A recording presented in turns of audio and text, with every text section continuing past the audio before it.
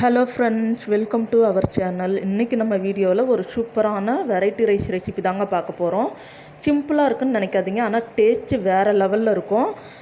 10 நிமிஷத்தில் சூப்பராக செஞ்சு முடிச்சிடலாம். இது எப்படி செய்யலான்றதை வாங்க வீடியோக்குள்ளார போய் பார்க்கலாம்.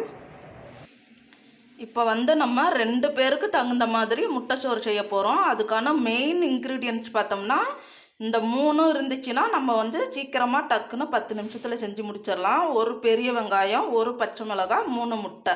இப்போ எப்படி செய்யலான்றதை வாங்க பார்க்கலாம். அதுக்கு ஒரு கடாயை வச்சுக்கோங்க.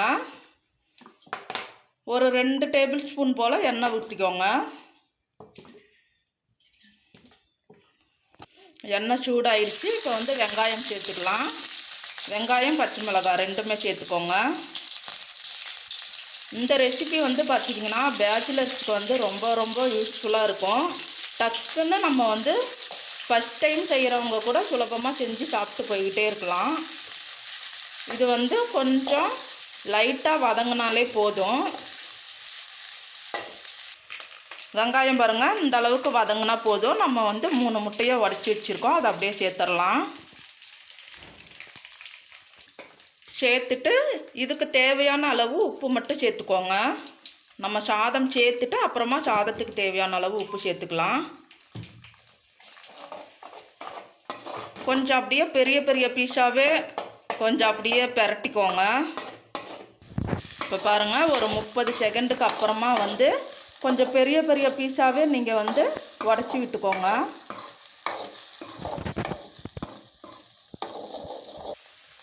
இப்போ பாருங்கள், முட்டை வெந்துருச்சு. இதில் நம்ம மிளகாத்தூள் போட்டுக்கலாம்.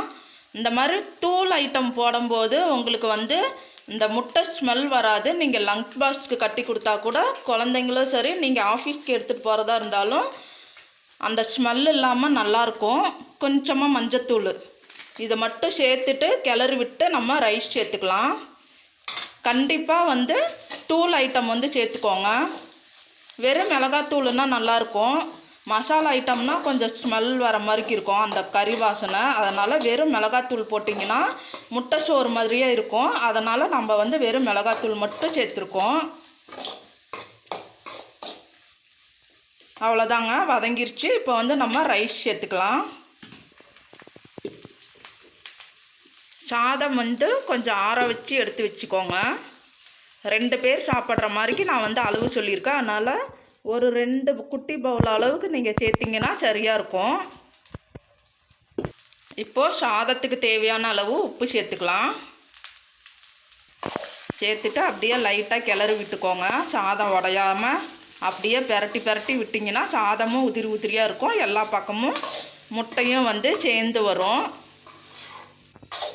இப்போ பாருங்கள், சூப்பரான டக்குன்னு 5 நிமிஷத்தில் செய்யக்கூடிய முட்டை சோறு ரெடி ஆகிடுச்சு. கண்டிப்பாக இதே மாதிரியே ட்ரை பண்ணி பாருங்கள்.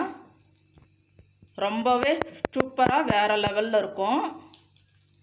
இந்த வீடியோ உங்களுக்கு யூஸ்ஃபுல்லாக இருக்கும்னு நினைக்கிறேன். இதே மாதிரியே செஞ்சு பார்த்துட்டு எப்படி இருந்துச்சுன்னு கமெண்ட் செக்ஷனில் சொல்லுங்கள். மறக்காமல் லைக் பண்ணி ஷேர் பண்ணி விடுங்க. சப்ஸ்கிரைப் பண்ணி பக்கத்தில் உள்ள ஆளுங்கிற பட்டனையும் கிளிக் பண்ணிக்கோங்க. தேங்க்யூ.